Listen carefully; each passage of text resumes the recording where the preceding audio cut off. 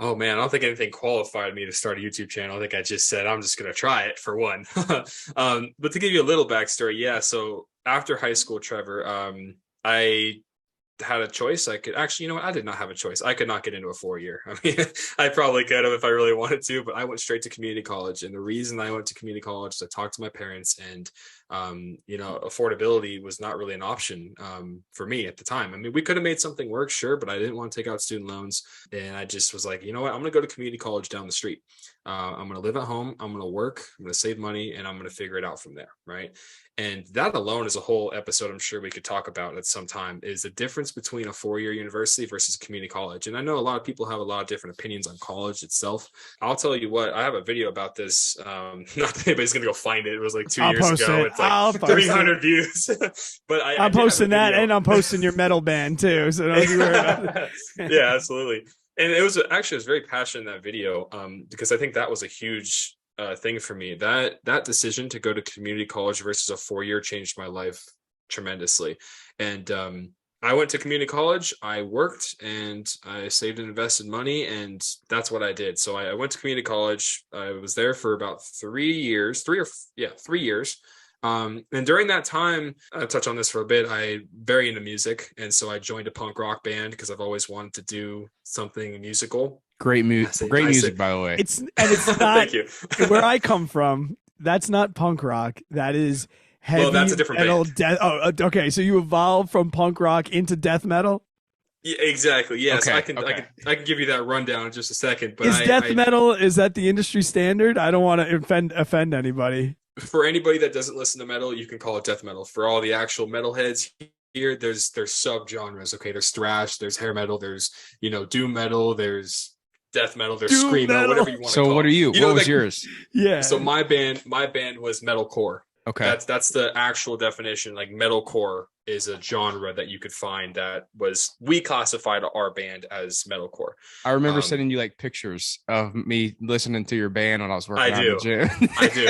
And I remember Jared sends me those as well. And those just make my day, dude. When somebody sends me that, I'm like, dude, that's all worth it right there, man. When I hear it, I just think about like I went to high school in the late 90s, and I think a lot about the mosh pitting days, and all I could think about. And I was at Woodstock for '99, and remember Limp Bizkit, like fearing for my life. I feel like if I was at one of your concerts, I'd just be in the fetal position, like fearing for my life, like don't get punched in the face. But back to the money thing, because you said two things that you kind of just brushed over that people don't just brush over when they're 18. You said, I didn't want student loans.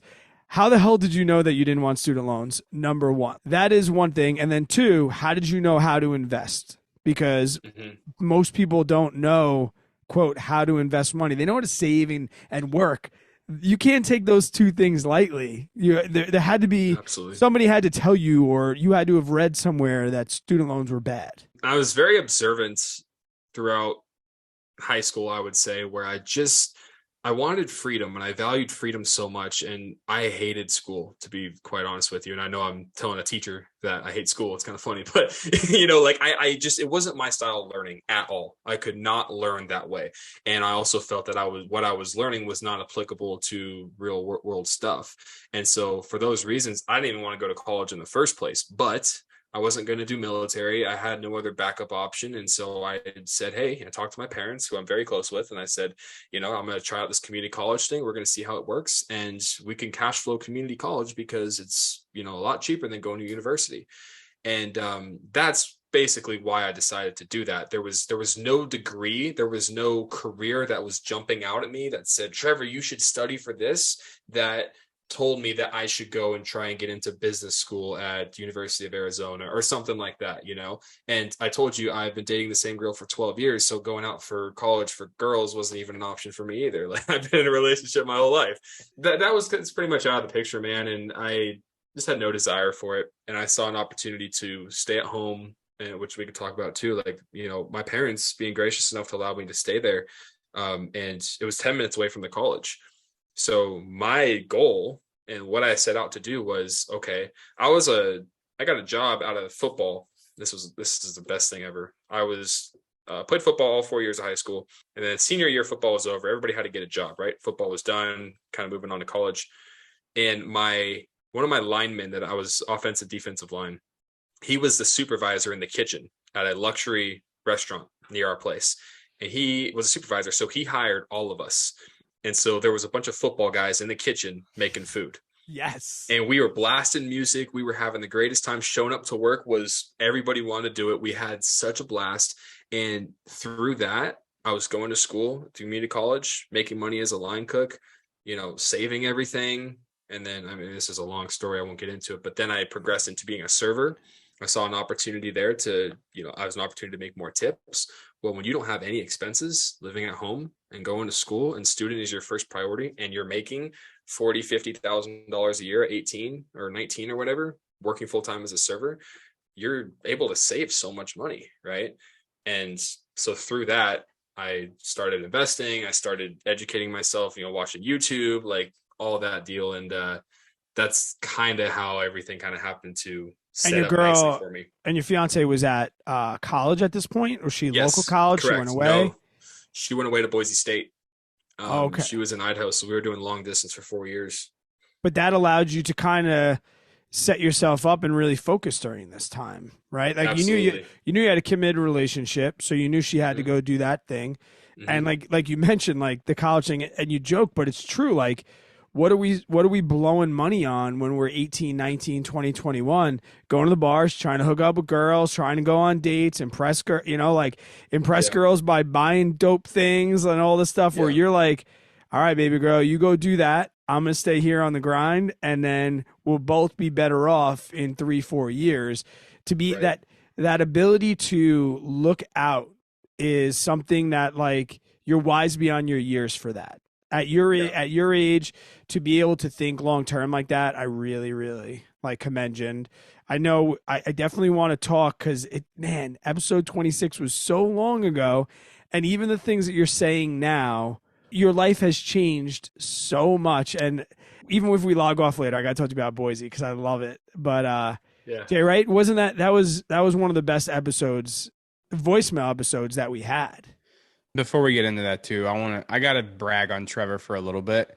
Like you mentioned earlier, you were my first clarity call. I think there's something that a lot of listeners could gain from this episode alone, just in this one part. And I don't even know if you may know the answer to this, but dude, like somehow I feel like you are you do this very well. I'm trying to think of the right way to say this. You reaching out to someone like Brad or me or other creators who get, hundreds of messages and stuff like that and questions and things. What really sticks out to me with you, man, is somehow you were able to create a relationship with us in a good way by you weren't pushy. You weren't, gimme. What can you do for me? Blah, blah, blah. I mean, I think honestly, a lot of you showed value for us. And I think you know what I'm getting at. I mean, do you know how you did that? Like, how are you able to reach out to the content creators, or not even content creators? Like maybe there's other guys out there, like people, like listeners are thinking of, that may be a little harder to reach. Like, how'd you create a relationship with guys like that? He asks the right questions. That's what I think what you were looking for, and why I was trying to cut you off. I asked Trevor, not Brad. Okay. No, but I'm saying he can definitely say how he felt in that moment, but I'm telling you, the thing that differentiated him among a lot of the messages that we get is the way he presented it. He always asked a valuable question. It wasn't always tell me something that is going to give me the easy way out. It was always hey, I'm trying to learn the process with you. And it just made me feel all right, I want to add. But yes, you're right. You did ask him because being able to ask questions is important. Go ahead. I'm sorry. Can't a guy have a Coors Light and just butt in and talk over everybody? Well, how many? Just kidding. He's also from New York. So. That is true.